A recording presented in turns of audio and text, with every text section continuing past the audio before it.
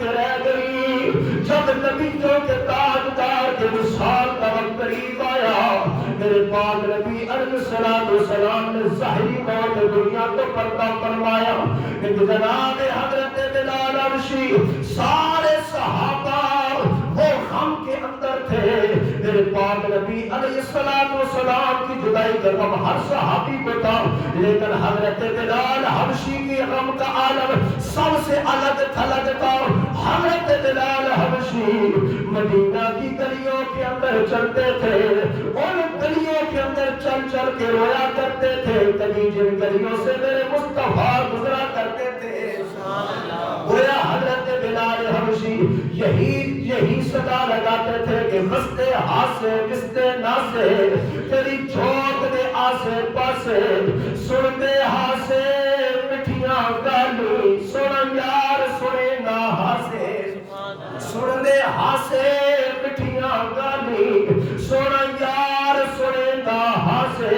Ghulam Farida اج جگ پہ وسدا کدی اسی بھی وسدے ہاسے. کریم آقا علیہ السلام کی جدائی کے اندر مدینہ کی گلیوں کے اندر آپ چلا کرتے تھے, آپ رویا کرتے تھے, آنسو بہایا کرتے تھے. آخر آپ نے مدینہ المنورہ کو چھوڑ دیا کہ اس شہر کے اندر بلال نہیں رہ سکتا جس شہر میں میرا آقا مجھے نظر نہیں آتا, جن گلیوں کے اندر مجھے نبیوں کے تاجدار نظر نہ آئے. بلال ان گلیوں کے اندر کیسے چل سکتا ہے جس مسجد کے اندر میرے پیارے معبود میرے پیارے آقا مجھے نظر نہیں آتے. بلال اس مسجد کے اندر کیسے نماز پڑھے, کبھی مسجد میں آ کر روتے, کبھی منبر کو چوم چوم کر روتے ہیں. آخر جناب حضرت بلال حبشی نے مدینہ المنورہ کو چھوڑ دیا, ملک شام کے شہر حلب کے اندر آباد ہو گئے. لوگ دن گزرتے رہے, ایک سال کا عرصہ گزر گیا. نبیوں کے تاجدار خواب کے اندر تشریف لے گیا. میرے پاک نبی علیہ السلام نے فرمایا, اے میرے غلام, اے میرے بلال, یہ کیسی جفا ہے, تو نے ہمارا شہر مدینہ چھوڑ دیا ہے, اب ہمیں ملنے کے لیے بھی نہیں آتے ہو. میرے مصطفیٰ کریم کے دیوانوں جناب حضرت بلال حبشی کی محبت دیکھنا. جناب حضرت بلال حبشی نے جب خواب کے اندر میرے مصطفیٰ کا دیدار کیا, حضور کا یہ پیغام سنا, آپ نے رخت سفر باندھا, مدینہ کی طرف چلنا شروع ہو گئے. اب جب شہر مدینہ کے اندر جناب حضرت بلال حبشی پہنچتے ہیں, گلیوں کے اندر جب گزر رہے, جو بھی آپ کو بچہ ملتا ہے بچے سے پوچھتے ہیں, بچے بتانا میرے آقا کہاں ہے, اے بچے بتانا میرے آقا کہاں ہے. لوگ جناب حضرت بلال حبشی کی محبت دیکھنا, چلتے چلتے میرے مصطفیٰ کریم علیہ السلام کے روضے اقدس پر پہنچتے ہیں.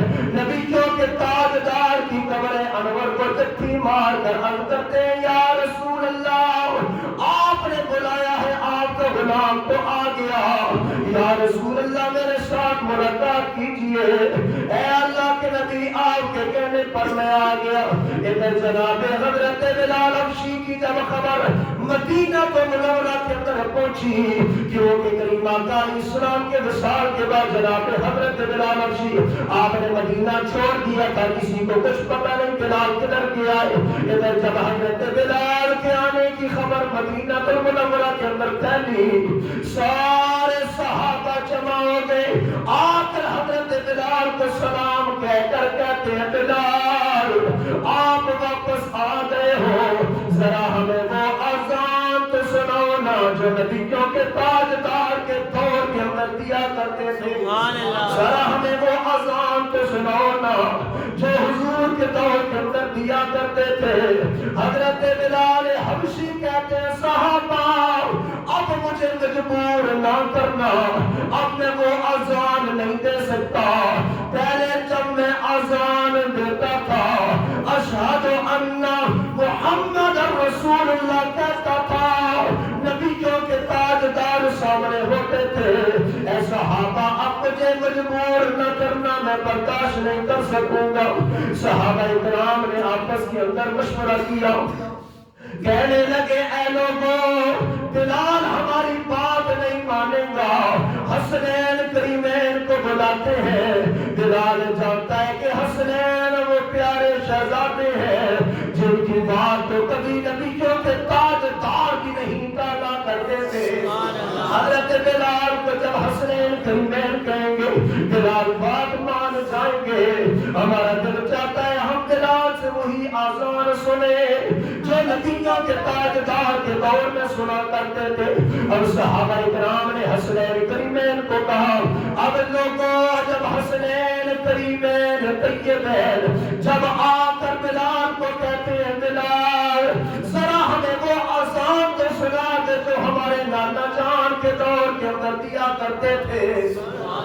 اللہ اکبر، توجہ کرنا، حضرت بلال کی محبت شہزادوں کے ساتھ جناب حضرت بلال حبشی نے دونوں شہزادوں کو سینے لگایا، دونوں کے ساتھ بڑی محبت فرمائی۔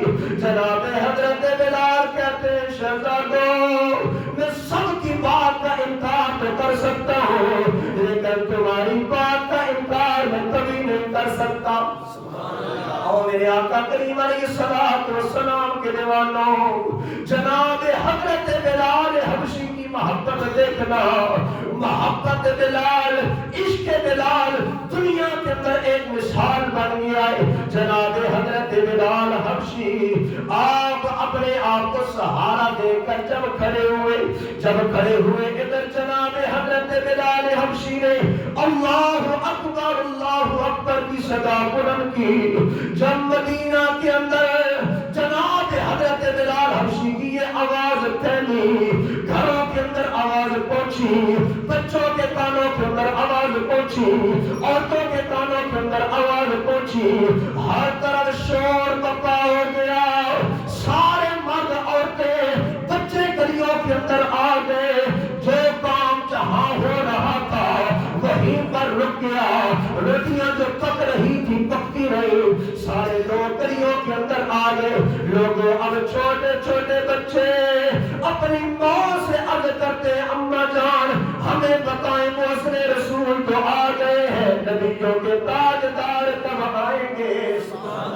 اللہ اکبر، روایت کے اندر آتا ہے کہ ادھر حضرت بلال اللہ اکبر اشہد ان لا الہ الا اللہ، جس طرح حضرت بلال حبشی اذان کے کلمات آگے بڑھا رہے ہیں، اسی طرح مدینہ کے اندر شور اور ہی بلند ہو رہا ہے، اسی طرح آوازیں اور ہی بلند ہو رہی ہیں۔ صحابہ کہتے ہیں لوگوں، ہمیں وہ وقت یاد آ گیا جس دن نبیوں کے تاجدار نے وصال فرمایا تھا، آج اسی دن کی کیفیت بن گئی، ہر کسی کی آنکھوں کے اندر آنسو، ہر کوئی رو رہا ہے۔ صحابہ کہتے ہیں جب حضرت بلال حبشی اشہد ان محمد رسول اللہ پر پہنچے، برداشت نہیں کر سکے، کریم آقا علیہ السلام کی جدائی کے اندر، کریم آقا علیہ السلام کی جدائی کا غم ایسا تھا آپ بے ہوش ہو کر گر پڑے، بے ہوش ہو کر گر پڑے، کافی دیر بے ہوش رہے، پھر مصطفیٰ کریم کی قبر انور پر جا کر عرض کرتے یا رسول اللہ بلال بے وفا نہیں ہے، بلال نے کوئی جفا نہیں کی، یا رسول اللہ بلال اس شہر کے اندر کیسے رہ سکتا ہے، یا رسول اللہ جس شہر کے اندر آپ نظر نہیں آتے،